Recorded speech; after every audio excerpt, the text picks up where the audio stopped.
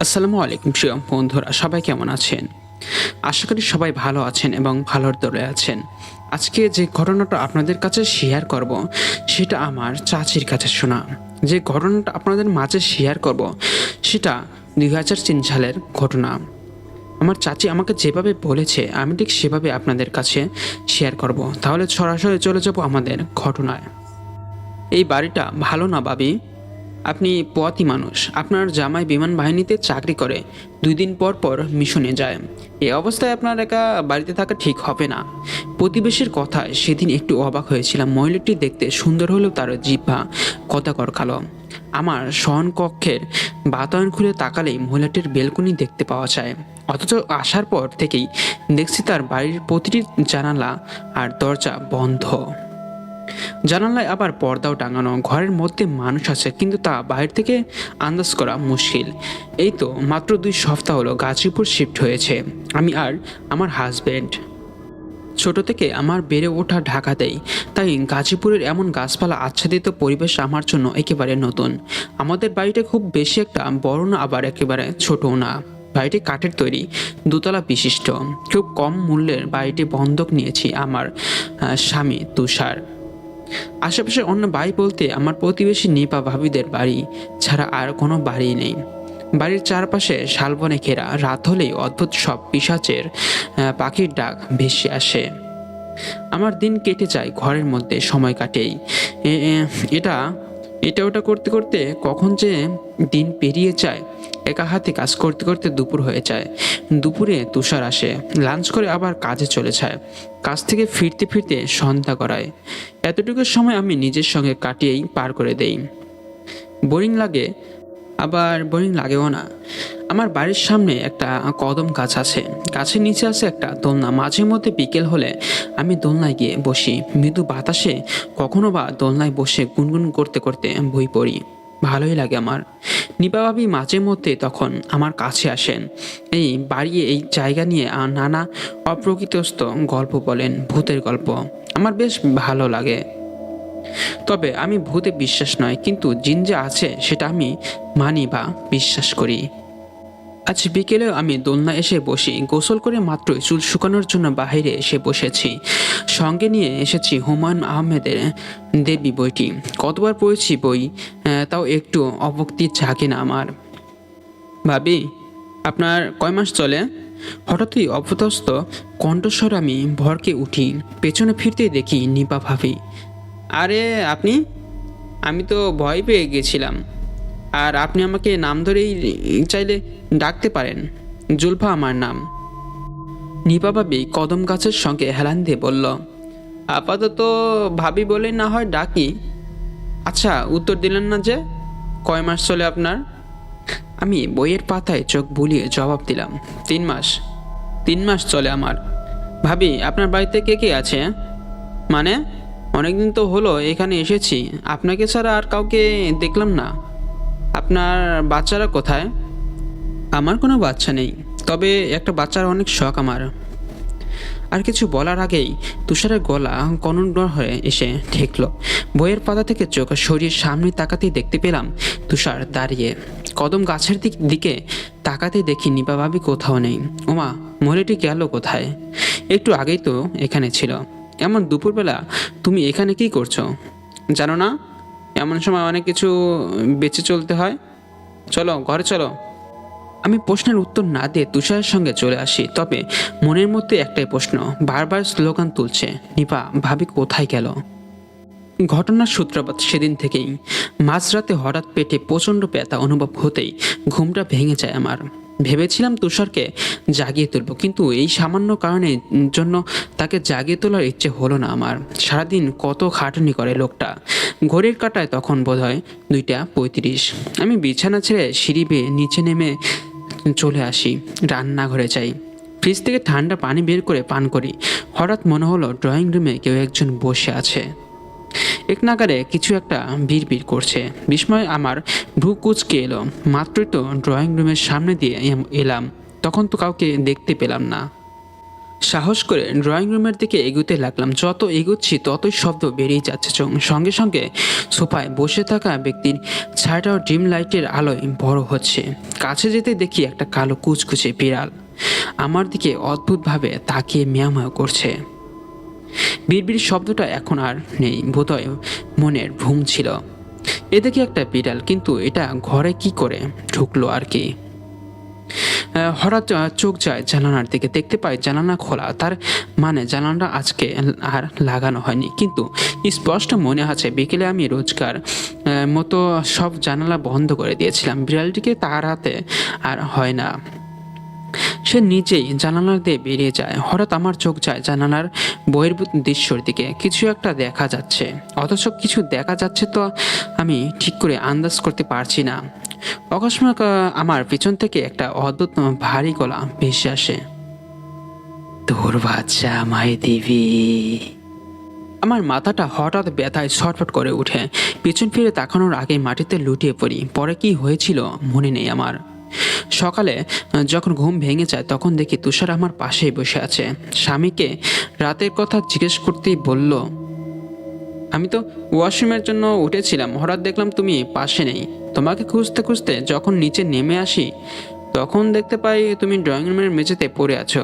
তারপর আর কি, তোমাকে কোলে করে তুলে এনে রুমে শোয়ালাম আর কি। কি হয়েছিল বলো তো? কিছুই মনে পড়ছিল না, তাই উত্তর দিতে চেয়েও তুষারকে কিছু বলতে পারলাম না। তবে কানে এখনো একটা কথাই বাজছে, তোর বাচ্চাটা আমায় দিবি। আজ এই বাড়িতে আমার একমাত্র পূর্ণ হলো। এই এক মাসে আমার সঙ্গে তেমন কিছুই ঘটেনি, সব স্বাভাবিক ছিল। কাল সকালে তুষার খাগড়াছড়ি যাবে, 3 দিনের জন্য একটা মিশন আছে। একদিন সে অনেক জায়গায় একটা মেয়ে মানুষ খুঁজেছে 24 ঘন্টা আমার তদারকি করার জন্য, আমার সঙ্গে থাকার জন্য। কিন্তু এটা তো আর ঢাকা শহর না যে মানুষ চাইলাম আর মেয়ে পেয়ে গেলাম আর কি। তুষার আমাকে একা রেখে কিছুতে যেতে চাইছিল না, কিন্তু কি আর করার, সরকারি চাকরি বলে কথা। বিকেলে বাইরে থেকে কাপড় আনতে গিয়ে দেখি কোথা থেকে যেন নিবা ভাবি ব্যাগপত্র নিয়ে বাড়ি ঢুকছে। সঙ্গে ছোট একটা মেয়ে, একজন পুরুষ আর 2জন বৃদ্ধ ছিল। আমি ভাবি বলে হাঁক ছাড়তেই সে আমার দিকে ভ্রু কুচকে তাকালো। ভাবি, কোথা থেকে আসছেন? এত সব নিয়ে কোথায় গিয়েছিলেন? যাক, 1 মাস পর আপনার পরিবারের সদস্যদের দেখা মিলল। বাচ্চাগুলো তো বিকেলে বাইরেও আসে না। নিপা ভাবির কপালে ভাঁজ পড়ল এবার। সে আমার বাড়ির দিকে একবার তাকালো, তারপর বলল, আপনি আমাকে কি করে চেনেন? আমার নাম কি করে জানলেন? আর আপনাকে তো আমি ঠিক চিনতে পারলাম না, কে আপনি? নিপা ভাবির কথায় আমি পুরোই অবাক হয়ে যাই। এসব কি বলছে উনি? এখানে আসার পর থেকেই ওনার সাথে আমার কথা ভাব, আর আজকে বলছে আমাকে নাকি সে চিনে না। আমি কিছু জিজ্ঞেস করতে যাব, তার আগে ভাবির সঙ্গে থাকা পুরুষটি তাকে উদ্দেশ্য করে বলে উঠল, আতিয়া, জলদি বাড়ির চাবিটা দাও। 1 মাসে না জানি ঘরে কি হাল হয়েছে। এই মনি, তোর মায়ের থেকে চাবিটা নিয়ে আয় তো। ছোট মেয়েটা দৌড়ে নিপা ভাবির কাছে এলো চাবি নেওয়ার জন্য। নিপা ভাবি মেয়েটিকে বলল, যাও আব্বুর কাছে যাও। আম্মু, আসছে আমি। তারপর আমার দিকে একবার তাকিয়ে বলল, পরে কথা হবে, হ্যাঁ। ভাবি আমার জবাবের জন্য অপেক্ষা না করে চলে গেল। সে চলে যেতেই লোকটি মৃদু কণ্ঠে জিজ্ঞেস করে বলল, কে ওই মহিলা? ওই বাড়িতে উঠছে বুঝি? সবাই আমার দিকে অদ্ভুতভাবে তাকালো। আমার বেশ অস্তিত্ব লাগছিল, তাই এক মুহূর্ত না দেরি করে আমি কাপড় নিয়ে বাড়ির ভেতর চলে এলাম। তুষার বাড়িতেই ছিল, তাকে আমি সব খুলে বললাম। তারপর নিজের মাথাও কাজ করছে না, সে আর আমাকে কি বোঝাবে। এবার মাথায় আমার আরেকটা প্রশ্ন ভো ভো করছে, নিবা ভাবি আমাকে চিনতে পারল না কেন? নাকি ইচ্ছে করে সে কোনো কারণ বশত না চেনার ভান করেছে সে? আর ভাবির তো কোনো বাচ্চা নেই, তবে ভাবির কথার ধরন শুনে কেন মনে হচ্ছিল ছোট মেয়েটি তার নিজেরই। আর ওই লোকটি তাকে আতিয়ে বলেই বা কেন ডাকলো? তার নাম তো নিপা। সন্ধ্যায় হাঁসের মাংস আর চালের রুটি করেছি। শীতকাল সময়ে এই তুষারের পছন্দের খাবার। স্বামীটা আমার কাল চলে যাবে, না জানি এই 3 দিন কি কি খায় সেটা কে জানে। তাই যতটুকু পেয়েছি ততটুকুই করেছি। কাজ শেষ যখন এক বাটি মাংস আর রুটি নিয়ে চলে যাওয়ার জন্য রান্নাঘরের লাইটটা বন্ধ করে বেরিয়ে আসলাম, তখনই নাকি একটা পচা দুর্গন্ধ এসে ধাক্কা খেলো। বমি চলে আসার উপক্রম হলো। হঠাৎ রান্নাঘর থেকে শব্দ হলো, মনে হলো কেউ পাতিলের ঢাকনা সরিয়েছে। আর একটু খেয়াল করতেই এবার আরও অদ্ভুত একটা শব্দ কানে ভেসে আসলো। মনে হলো কে যেন খপ খপ করে সব কিছু ছিঁড়ে খুঁড়ে খাচ্ছে। আমি দ্রুত টেবিলে মাংসের বাটিটা রেখে রান্নাঘরে ঢুকলাম। লাইট অন করতেই দেখি সেখানে কিছুই নেই, সব স্বাভাবিক, নেই কোনো শব্দ, সেই কোলাহল। ধ্যাতে আজকাল হরর মুভি একটু বেশি দেখা হচ্ছে, তারই ইফেক্ট পড়েছে হয়তো। সেদিন রাতে আমি সবচেয়ে বেশি অবাক হই যখন রাতে খাবারের সময় রান্নাঘরে গিয়ে দেখি মাংসের পাতিলে এক টুকরো মাংস নেই। পাতিলের তলায় শুধুমাত্র পড়ে আছে ঝোল। পরপর কেমন যেন সব অদ্ভুত ঘটনা ঘটে যাচ্ছে। এখন নিজের ভেতরেও খানিকটা ভয় কাজ করা শুরু করেছে। সবসময় তো সবকিছু একজন মানুষের ভ্রম হওয়া সম্ভব নয়। তুষারকে বিষয়টি জানানোর পর সে বলল, আজ তো রাত হয়ে গেছে, সকালে আমাকে আবার খাগড়াছড়িও যেতে হবে, একটু কষ্ট করো। যদি দেখো 3 দিনের সব স্বাভাবিক আছে তাহলে তো ভালোই, না হলে আমি বাড়ি ফিরে হুজুরকে এনে একটা মিলাতের ব্যবস্থা করব। আমিও তাতেও রাজি হলাম। তবুও তুষারের আমাকে ফেলে যেতে বেশ চিন্তা হচ্ছিল। তাই সে আমার ছোট ননদকে কল করে এই 2-1 দিনের ভেতর এখানে আসতে বলে। সঙ্গে আমার শাশুড়ি আসবে শুনে একটু খুশি হলাম। বাড়িতে একা থাকার চেয়ে তাদের এখানে চলে আসে ভালো। এমনিতেই বছর শেষেই আমার শ্বশুর শাশুড়ি আর ননদ দেবরের এখানে চলে আসার কথা, কিন্তু সামনেই দেবরের এক্সাম আছে, তাই সবাই ঠিক করেছে একেবারে বছরটা শেষ করেই তারা এখানে শিফট হবে। পরদিন আমার দিনটা খুব একটা ভালো যায় না। তুষারের জন্য অনেক মন খারাপ হচ্ছিল। অদ্ভুত একটা ভয়ও মনের মধ্যে বাসা বেঁধে ছিল আর কি। সেদিন রাত 1:30টায় হঠাৎ বিকট একটা শব্দ, আচমকা ঘুম ভেঙে যায় আমার। রাতে ভালোই হয়েছে, আমার আবার একটা ভূত অভ্যাস আছে, একবার ঘুম ভাঙলে সহজে ঘুম আসে না। তুষারটা চলে গেছে বিদায় মনটা কেমন কেমন জানি করছে। সারাটা দিনও আজকে কেমন যেন একঘেয়ে কেটেছে। ফোনটা হাতে নিয়ে কিছুক্ষণের ফেসবুকে স্ক্রলিং করতে থাকি। হঠাৎ তুষারে কল আসে। প্রথমে একটু অবাক হই, এত রাতে কল করেছে। পরে ভাবলাম সারাদিন কাজ করে এখন তো হয়তো রাত জেগে বন্ধুদের সঙ্গে আড্ডা দেওয়া হচ্ছে। ফোন রিসিভ করতে তুষার একটা কথাই বলল, সব ঠিক আছে। ব্যাস, সঙ্গে সঙ্গে লাইনটা কেটে যায়। নেট সমস্যা হয়তো। আমি উঠে বারান্দায় যাই। হঠাৎ দোলনার দিকে তাকাতেই মনে হলো কেউ যেন দোলনায় পা ঝুলিয়ে বসে গুনগুন করছে। মেয়েলি কণ্ঠস্বর। আমার শরীরটা শিরে ওঠে। আয়াতাল কুরসি পড়তে পড়তে বারান্দার দরজা বন্ধ করে রুমে চলে এলাম। তুষারকে বেশ কয়েকটি কল করি, কিন্তু ফোন বন্ধ দেখাচ্ছে। খুব ভয় করেছিল আমার। হঠাৎ আননোন নাম্বার থেকে একটা কল আসে। কলটা ধরতেই উপর থেকে ভেসে আসে একটা স্পষ্ট কণ্ঠ। ভয়েসটা কেটে কেটে আসছিল। ভাবলাম হয়তো কোনো সমস্যা হয়েছে। দেখলাম তুষার অন্য কারো নাম্বার থেকে কল করেছে। নেট সমস্যার কারণে কথা অস্পষ্ট শোনাচ্ছে। একটা কল আসার পর আর কোনো কল আসেনি, তাই আমিও আর এহেন বিষয়ে এতটা মাথা ঘামালাম না। ঘুম আসছে না, এখনও ভয় করছে। বিছানায় এসে দোয়া পড়ে ঘুমানোর চেষ্টা করেছি। হঠাৎ অনুভূত হলো পিঠের ওপর কেমন যেন শীতল নিঃশ্বাস পতন হচ্ছে। ধীরে ধীরে নিঃশ্বাসের শব্দ বাড়তে শুরু করে। মনে হচ্ছে এই তো ঠিক আমার পেছনে কেউ একজন শুয়ে আছে। কিন্তু সেটা তো অসম্ভব বিষয়। বাড়িতে তো এই মুহূর্তে আমি ব্যতীত আর কেউই নেই। আমি আয়াতুল কুরসি আরও দ্রুত পড়তে শুরু করলাম। যতগুলো দোয়া মাথায় আসছে অনবরত তা পাঠ করছি, কিন্তু নিঃশ্বাসের শীতল বাতাসটা তখনও আমার পিঠে লাগছে।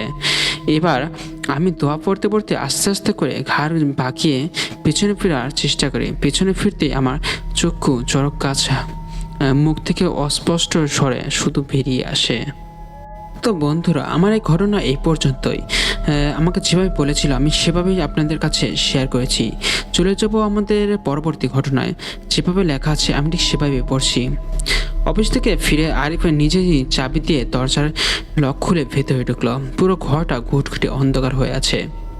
তবে বেডরুম থেকে খুটখাট আওয়াজ আসছে। তার স্ত্রী গতকাল রাতের ঝগড়ার জের ধরে আজ সকাল বাপের বাড়ি চলে গেছে। সেটা তার স্ত্রী তাকে মেসেজ করে জানিয়েছে, আমি আজই চলে যাব। আর এই প্রচণ্ড ব্যস্ততার মধ্যে ছিল, সেও মারাত্মক বিরক্ত হয়ে উত্তর দিয়েছে, যাও, চলে যাও এখন থেকে। এরপর ফারজানা তাকে আর ফোনও করেনি, মেসেজও করেনি। আরও রাগ করেছে বোঝা যায় সহজেই। আরিফের উচিত স্ত্রীর সাথে কথা বলে তার মন ভাঙানো, তাকে গিয়ে নিয়ে আসা, কিন্তু অফিসে এত ব্যস্ততা যাচ্ছে যে সে ফিরতেই 10টা বেজে গেছে। সে অফিস থেকে সোজা শ্বশুর বাড়ি যেতে পারত, কিন্তু তার শ্বশুর বাড়ি বেশ খানিকটা দূরে। সারাদিনের এত ক্লান্তির পর যেতে ইচ্ছে করলো না। ফারজানাকে ফোন করা যেত, কিন্তু ফারজানা একবার ফোন ধরলে সহজে ছাড়ে না। আর এই ঝগড়ার মিটমাট করতে দীর্ঘক্ষণ সময় লেগে যাবে আরিফ জানে। এর আগেও 2বার ফারজানা এভাবে রাগ করে চলে গিয়েছে। ফারজানার মেয়েটা বেশ বড্ড ভালো, কিন্তু খুব অভিমানী। আরে ভেবেছিল আগামীকাল বৃহস্পতিবার অফিস ফেরত ফারজানার বাসায় গিয়ে তার মান ভাঙিয়ে নিয়ে আসবে, কিন্তু দরজা খুলতেই সেই বেডরুমের ঘুটঘাটের শব্দে আরিফে অস্বস্তিতে পড়ল। ফারজানা বাসায় না থাকলে কে এভাবে শব্দ করছে? আরিফের গা ছমছম করে ওঠে। এই বাসায় ওঠার আগে কয়েকটা আজব ভৌতিক কথা সে কানে আসেনি তা নয়, কিন্তু তারা কেউই পাত্তা দেয়নি। আর 3 মাস ধরে তারা এই বাসায় আছে, কখনো উল্টোপাল্টা কোনো ঘটনাও ঘটেনি। আরিফ ডাইনিং রুমের লাইট চালালো, পায়ে পায়ে এগিয়ে গেল। বেডরুমের অন্ধকারের জন্য সে কিছুই দেখতে পেল না, তবে কাবা হাতে লাইটটা চালিয়ে দিল। তীব্র আলোয় সে দেখল বেডরুমে কেউই নেই। আর ঠিক তক্ষুনি বেডরুমে দরজা খুলে ফারজানা বেরিয়ে এলো। আরিফ স্বস্তির নিঃশ্বাস ফেলল, তার মানে সে যায়নি। আরিফ জিজ্ঞেস করে, অন্ধকার করে বসে আছো কেন? ফারজানা কোনো উত্তর না দিয়ে মুখ বাঁকিয়ে চলে গেল। আরিফ হাত মুখ ধুয়ে এসে দেখে ফারজানা রান্নাঘরে ঢুকতে শান দিচ্ছে। এই সময়ে চাকু আর ধার দেওয়ার কারণ আরিফের বোধগম্য হলো না। সে বলে, সরি ফারজানা, গতকাল আসলে আমি অনেক বেশি রাগারাগি করেছি। সিম্পল একটা ব্যাপারে আমার এত রিয়েক্ট করা উচিত হয়নি। ফারজানা এবারে কোনো কথা না বলে আরিফকে আচমকাই একটা ধাক্কা মেরে বেরিয়ে গেল। আরিফের দেয়াল ধরে কোনো মতে ঢাল সামলায়। আরিফের এবার প্রচণ্ড রাগ উঠল। সে কখন থেকে ক্ষমা চাইছে আর মেয়েটা যা ইচ্ছে তাই করে যাচ্ছে। আরিফ রেগে মেগে টিভির সামনে গিয়ে বসে। রাতে খেতে খেতে সিনেমা দেখা আরিফের পুরনো অভ্যাস। ফারজানার রাতের খাবার বাড়তে বাড়তে সে ইউটিউবে একটা সিনেমা খুঁজতে থাকে।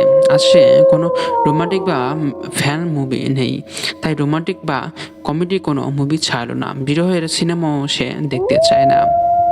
তার দুঃখের বিষয় ভালো লাগে না।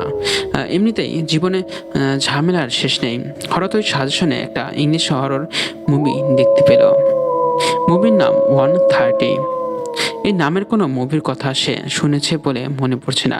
সিনেমাটার থাম্বনেইলে কিছুই নেই, পুরো কালো স্ক্রিন, তাই বোঝা যাচ্ছে না কিছুই। ইন্টারনেটে সিনেমাটা নিয়ে সার্চ করে সে আরও অবাক হলো। এই নামে কোনো হরর মুভি নেই, কি আজব! এটা কি করে সম্ভব? ব্যাপারটা সে ফারজানাকে বলতে চাইল, কিন্তু কিছুক্ষণ আগে ঘটে যাওয়া ঘটনাটা মনে হয়ে তার মুখ আবার শক্ত হয়ে যায়। কিছুটা কৌতূহল বসে সে সিনেমাটা ছাড়ার আগে ড্রয়িং এর লাইটটা নিভিয়ে দিল। ফারজানা ড্রয়িং, রান্নাঘর, এমনকি শোবার ঘরের লাইটও নিভিয়ে রেখেছে। আশ্চর্য, একটু আগেই তো লাইটগুলো চলছিল, বন্ধ করে দিল কেন? মেয়েটা এরকম অদ্ভুত আচরণ কেন করছে? আরিফ দেখলো ফারজানা নিজেদের বেডরুমের দিকে যাচ্ছে। আরিফ তাকে ডাক দিলে ফারজানা একবার ঘুরে তাকিয়ে তার মুখের উপর বেডরুমের দরজা বন্ধ করে দিল। প্রচণ্ড মেজাজ খারাপ নিয়ে আরিফ সিনেমা দেখতে বসে। সিনেমার কাহিনী সেরকম আহামরি নয়, কিন্তু সিনেমার মহিলা প্রেতাত্মা তা খুবই ভয়ঙ্কর। সে যে কোনো মুহূর্তে বিকট চিৎকার করে যে কোনো দিক থেকে চাকু হাতে ছুটে আসে। সে যাকে পায় তাকে সেই চাকুতেই অ্যাটাক করে বসে। এই সিনেমায় যারা অভিনয় করেছে কেউই পরিচিত নয়। সিনেমার কাহিনী অনেকটা এরকম। জ্যাক অফিস থেকে বাড়ি ফিরে এসে তার স্ত্রী এলিনাকে না দেখে খুঁজতে থাকে। কিছুক্ষণ পর এক রাতে 1:30 সে এলিনাকে পেয়ে যায়, কিন্তু দেখা যায় সে এলিনা নয়, কোনো প্রেতাত্মা বা ভূত এলিনার বেশে। প্রায় আধা ঘন্টা দেখার পর সিনেমায় দেখা যাচ্ছে যে এলিনা ভেবে একজনকে মারতে যাচ্ছে। সে এগিয়ে যাচ্ছে, কিন্তু সে এলিনা কি না বোঝা যাচ্ছে না। কিন্তু বোঝার আগেই হঠাৎ করে জায়গার সামনে থেকে এলিনা রূপী প্রেতাত্মা বিকট চিৎকার করে ছুটে আসে, আর সেই সাথে আরিফের কাঁধে কেউই হাত রাখে।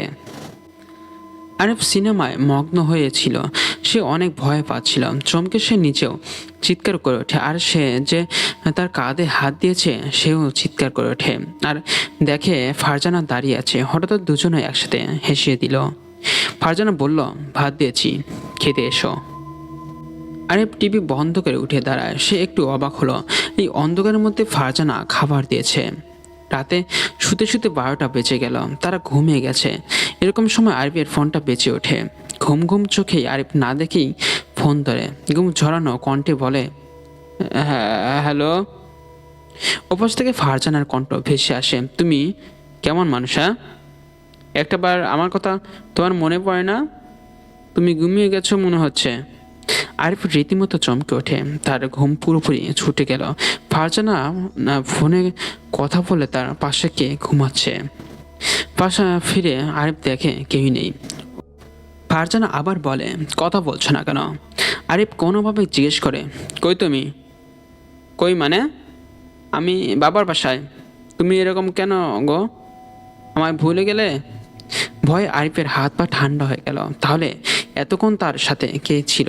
আরিফ একবার মোবাইলে চেক করলো, সত্যি ফারজানা কোনো ফোন করেছে। সে সময় দেখলো রাত 1:30। সময়টা দেখে আরিফ আটকে ওঠে। আজকাল সিনেমার নামটা তো 1:30 ছিল। ঠিক তখনই বেডরুমের দরজা খুলে গেল। আরিফ বিস্ময়িত চোখে দেখতে পেল ফারজানার অবয়বের কেউ বিকট চিৎকার করে তার দিকে ছুটে আসছে। কিন্তু ফোনের ওপাশ থেকে ফারজানা সমানে, হ্যালো আরিফ। আরিফ আছো? কথা কেন বলছো না? কি হয়েছে? আরিফ, হ্যালো হ্যালো করেই যাচ্ছে। আরিফ চোখ বন্ধ করার একদম শেষ মুহূর্তে চকচকে রূপালি চাকুটি ঠিক দেখতে পেল। তারপর কোনো রকম আরিফ তার হাত থেকে বেঁচে যায়, কিন্তু তাকে মারার চেষ্টা করে। কিন্তু তাকে মারার চেষ্টা করলে সে তার নিজের শৈলী এবং নিজের অস্তিত্বকে রক্ষা করে। তারপর তার স্ত্রী অজ্ঞান হয়ে পড়ে যায়। তারপরের দিন সকালে তাকে হসপিটালে নিয়ে যাওয়া হয়, কিন্তু তার পরের দিন সকালে তাকে সব কিছু জিজ্ঞেস করা যায়, কি হয়েছিল তোমার সাথে? কিন্তু তার স্ত্রী কোনো জবাব দিতে পারলো না। কি হয়েছে কি না হয়েছে কিছু জানে না, তার হুঁশ ছিল না। সে বলছে যে আমি এখানে কেন? তার মানে সে বুঝে গেছে আরিফ যে আসলে তার সাথে অন্য কিছু ছিল, সে নিজে ইচ্ছে মতো কোনো কিছু করেনি। তো বন্ধুরা, আমার এই ঘটনাটা কেমন লেগেছে তা অবশ্যই আমার কমেন্ট বক্সে জানাবেন, কারণ আপনার প্রতিটি কমেন্ট আমাকে নতুন নতুন ভয়ঙ্কর ঘটনা বলতে উৎসাহিত করবে।